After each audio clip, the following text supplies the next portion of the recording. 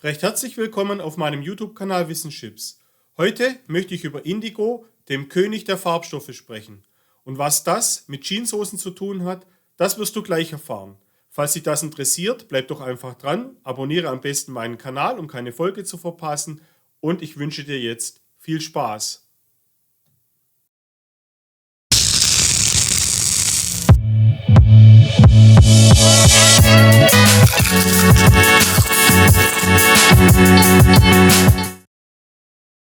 Ich habe euch ein paar Bilder mitgebracht, wie ihr sie hier im Hintergrund sehen könnt.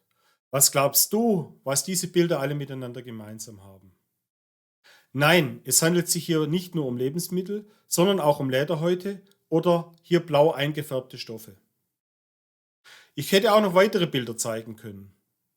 Es handelt sich hier um sogenannte Fermentationen mit Mikroorganismen, wie die Menschheitsgeschichte sie schon seit vielen Tausenden von Jahren einsetzt, um Produkte zu veredeln, um den Geschmack bzw. die Haltbarkeit von Lebensmitteln zu verbessern oder um die Produkte überhaupt nutzbar zu machen, wie die Lederhäute, damit sie geschmeidig werden, bzw. um Farbstoffe zu gewinnen. Es handelt sich hierbei hauptsächlich um Pilze und Bakterien, die uns hier von Nutzen sind. Heute möchte ich mit euch aber die Einfärbung von Stoffen bzw. die Gewinnung von Farbstoffen besprechen, und zwar die Verwendung von sogenannten anaeroben Bakterien, um Farbstoffe wie Indigo herstellen zu können. In der frühgeschichtlichen Zeit, um 3000 vor Christi, in der Antike, hatte Blau schon eine besondere Bedeutung. Blau war die Farbe der Macht und der Spiritualität. Viele Hochkulturen, wie die Ägypter oder auch in Indien, nutzten diese Farbe für besondere Anlässe. Zu dieser Zeit gab es eine sogenannte Blaulücke. Die Farbe Blau war eher eine Mangelware. Sie war zwar überall in der Natur zu sehen, so wie dieser schöne Vogel, dieser Indigofink, aber auch vor allem Wasser und der Himmel, also wichtige Symbole der Kraft, waren blau gefärbt. Ausdruck dieser besonderen Macht waren zum Beispiel hier die Büste von Nofretete oder hier dieses Grabmal, die Maske von Ramses II., wichtige Herrscher aus der Zeit des Ägyptischen Reiches. Du siehst auch, dass hier überall blaue Färbungen verwendet wurden, um hier diese besondere Bedeutung der Farbe Blau hervorzuheben. Hier wurde vor allem das sogenannte Ägyptisch Blau verwendet, das nichts direkt mit dem Indigo zu tun hatte, sondern das ein Kupferpigment war. Es gab auch schon zu dieser Zeit Blaufärbungen von Kleidungen, die aus unserem Färberwald gefertigt wurden, allerdings nicht in dieser Fülle. Im Gegensatz dazu wurde schon relativ früh in Indien, weil die Verfügbarkeit hier deutlich besser war, Kleidungsstücke wie zum Beispiel Saris mit Blau eingefärbt. Ein besonderes Beispiel der Spiritualität sind hier Götter wie Vishnu, die in Blau dargestellt wurden, oder hier ganz außen Krishna. Und vor allem hat hier das Blau das unendliche Bewusstsein dargestellt. Du siehst also, Blau hatte eine sehr besondere Bedeutung in der Antike und teilweise auch noch im Mittelalter, wie ich dir gleich zeigen will. Beim Indigo handelt es sich jetzt um einen Pflanzenfarbstoff, der erst aufwendig aus Pflanzen isoliert werden musste. Das Ergebnis kannst du hier erkennen, einen tiefblauen Farbstoff. Man kennt bis zu 300 Pflanzenarten, aus denen man Indigo isolieren kann, wobei sich zwei besonders durchgesetzt haben. Zum einen das sogenannte Färberweid, das hauptsächlich in Europa wächst. Man könnte hier auch von dem sogenannten europäischen Indigo sprechen. Und hier hat man eine Ausbeute von ca. 25 Gramm pro 100 Kilogramm Pflanzenmaterial. Die Bezeichnung der Pflanze heißt Isatis tinctoria. Tinctoria bezeichnet hier, dass es sich um eine Färberpflanze handelte. Diese Pflanze hatte eine regelrechte Renaissance im Mittelalter und hier entstand die sogenannte Küppenfärberei, indem man in Fässern, in Küppenfässern, eine Blaufärberei durchgeführt hat. Dieser Boom hielt bis ungefähr ins 16. Jahrhundert an und dann kam es zu einem Wechsel. Durch die Schifffahrtsorganisationen konnte jetzt billiger Indigo aus Indien angeliefert werden. Und das führte dazu, dass die Pflanze Indigofera tinctoria, die 30 mal mehr Indigo liefern kann wie das Färberweid, plötzlich dominierte. Diese Pflanze hatte dann auch bis zum Schluss eine dominierende Wirkung. Wie konnte man jetzt aus den Pflanzenteilen den Indigo gewinnen? Wie ich das schon gezeigt hatte, gab es dazu einen speziellen Beruf des Färbers, der die Prozedur genau kannte, wie er die Pflanzenteile behandeln musste. Es war aber auch sehr wichtig, dass die Pflanzen gut kultiviert waren, sodass sie möglichst viel Indigo enthielten, der isoliert werden konnte. Dazu unterzog der Färber eine spezielle Prozedur, die wir heute als Fermentation bezeichnen. Er nahm die zerkleinerten Blattteile, tauchte sie unter Wasser und gab diesem Wasser oft basische Bestandteile wie Urin, was ekelhaft roch, aber auch Pottasche und Kalk hinzu. Dann bei 20 bis 25 Grad konnte er eine Fermentation mit einem komplexen Mikrobiom, das schon vorhanden war, durchführen und aus der Pflanze ein Vorprodukt des Indigos nach ca. 20 Stunden erhalten. Das war aber immer noch nicht der fertige Indigo. Um den fertigen Indigo zu bekommen, musste er dann anschließend mit sogenannten Pedals, wie du sie oben sehen kannst, Luft einschlagen. Das ungefähr 20 Minuten und dann färbte sich das Wasser blau, es gab eine Blaufärbung und man konnte den Indigo absetzen lassen. Nach dem Absetzen war es dann möglich, den Indigo zu isolieren und hatte so einen Blattertrag von ungefähr 0,3%. Das entspricht bei der Indigo Ferra 750 Gramm Indigo pro 100 Kilogramm Pflanzenmaterial. Heute wissen wir natürlich deutlich mehr, warum der Färber diese Prozesse durchgeführt hat.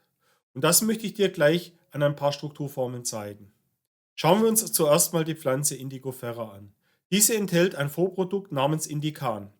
Dieses Indikan selber enthält hier einen sogenannten heterozyklischen Indolring aus der Aminosäure Tryptophan und eine Glycosylierung an seinem Sauerstoff, das das Molekül wasserlöslich macht.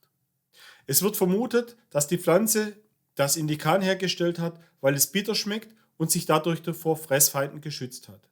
Wir wollen ja aber jetzt den Indigo herstellen und dazu hat ja der Färber die Fermentation durchgeführt. Bei diesem Prozess geht das wasserlösliche Indikan in die wässrige Phase über und durch die Mikroorganismen werden hier Enzyme, wie hier die Glucosidase, freigesetzt und diese Glucosidase spaltet jetzt unseren Traubenzucker, unsere Glucose ab und es bildet sich hier das sogenannte Indoxyl, ein wichtiges Vorprodukt für den Indigo. Im nächsten Schritt kommt jetzt das Einschlagen der Luft des Färbers und das führt zu einer Luftoxidation des Indoxyls. Zwei Indoxylmoleküle derimerisieren hier zu unserem Indigo. Du siehst hier in der Mitte bildet sich eine neue Doppelbindung aus und das führt zu einer guten Lichtabsorption. Die Absorption des Indigos findet jetzt im orangenen Bereich statt, wobei jetzt aus dem weißen Lichtbereich der orangene Bereich wegabsorbiert wird und es erscheint die Komplementärfarbe blau. Du siehst also, wie dieser Ablauf genau funktioniert, lässt sich relativ schön erklären. Das Besondere am Indigo ist ja, es handelt sich hier um einen sogenannten Küppenfarbstoff. Was heißt Küppenfarbstoff? Küppe heißt ja Fass und du wirst gleich sehen, wir müssen den Indigo, um den Stoff einzufärben, in ein Fass tränken. Aber dazu müssen wir noch eine wichtige Prozedur davor machen. Und diese ist, den wasserunlöslich blauen Indigo in eine wasserlösliche Form zu überführen. Das machen wir durch eine sogenannte Reduktion. Diese Reduktion kann mit Mikroorganismen erfolgen. Normalerweise wird diese chemisch durchgeführt mit Natriumdithionid. Und dieses bildet dann hier ein Natriumsalz, wie du sehen kannst, das wasserlöslich ist. Zusätzlich hat es eine gelblich-grüne Farbe, da es hier die Doppelbindung verliert und somit der Farbstoff eine andere Absorption bekommt. Wir tunken jetzt unseren Stoff in diesen Leukoindigo. Der kann jetzt die Textilfaser durchdringen und kann sozusagen an der Textilfaser anhaften. Im nächsten Schritt nutzen wir einfach die Natur, hängen den Stoff an die Luft auf und dann findet eine Oxidation statt und es bildet sich der Indigo zurück, indem hier blaue Pigmente auf der Faser ausfällen. Das heißt also, der Indigo ist kein durchdringender Farbstoff, sondern ist ein Farbstoff, der auf der Faser ausfällt und erst durch die Oxidation wirksam wird. Hier im Hintergrund siehst du jetzt eine Färberin, wie sie einen Baumwollstoff in einen Bottich, eine Küppe drängt, der gefüllt ist mit unserem Leukoindigo. der wasserlöslichen reduzierten Form des Indigos. Nach diesem Prozess hängt man den Stoff, wie du sehen kannst, an der Hinterseite auf eine Wäscheleine auf und es kommt hier zu dieser Luftoxidation. Das heißt, das Pigment Indigo bildet sich zurück und fällt auf der Faser aus. Dieser Prozess benötigt allerdings eine gewisse Zeit. Dazu habe ich dir jetzt eine Zeitrafferaufnahme mitgebracht, die ca. 20 Minuten gedauert hatte. Dieser Prozess dauert eine gewisse Zeit und wurde früher deswegen auch als Blaumachen bezeichnet. In diesem Zeitraum haben sich die Färber oft ausgeruht. Und dieser Begriff ist bis heute natürlich kulturell geblieben, Blaumachen. Wie ich euch zeigen konnte, ist die Herstellung des Indigos aus Pflanzen relativ aufwendig. Die Ausbeuten sind gering, von den Kultivierungsbedingungen abhängig und zusätzlich teilweise durch den Handel eingeschränkt. Des Weiteren stieg der Bedarf an Indigo immer weiter, vor allem durch die Erfindung der Arbeitshose von Levi Strauss, die dazu führte, dass der Bedarf an Indigo immer weiter stieg und der Preis relativ hoch war. Das führte zur Zeit der Industrialisierung natürlich dazu, dass das Interesse eines synthetischen Farbstoffs immer weiter stieg. 1897 gelang es dann schließlich der BASF, die Herstellung von synthetischem Indigo, das sogenannte Indigo-Rein, wie du hier auf diesem Patent erkennen kannst, und zusätzlich hier ein Etikett, wie das Indigo hier nach China verschifft wurde. Das eigentlich Bemerkenswerte dabei war, dass die Entwicklung für diesen Indigo 17 Jahre dauerte und 18 Millionen Goldmark, das war damals mehr als das Eigenkapital der Firma, verschlungen hatte. Es war also ein sehr hohes unternehmerisches Risiko, was die BASF damals einging, um diesen Indigo herstellen zu können. Zusätzlich war dann 4 Jahre später ein anderer Farbstoff aus den sogenannten Indanthren-Farbstoffen erhältlich, der zusätzlich eine deutlich stärkere Farbleistung hatte und lichtechter war wie der Indigo selbst. Es war also jetzt völlig fraglich, ob sich diese Investition überhaupt auszahlen konnte. Aber wie es manchmal so in der Geschichte ist, läuft es doch ganz anders, wie man gedacht hat. Denn in den 1960er Jahren erlebte der Indigo eine regelrechte Renaissance durch die Kultkleidung der Blue Jeans.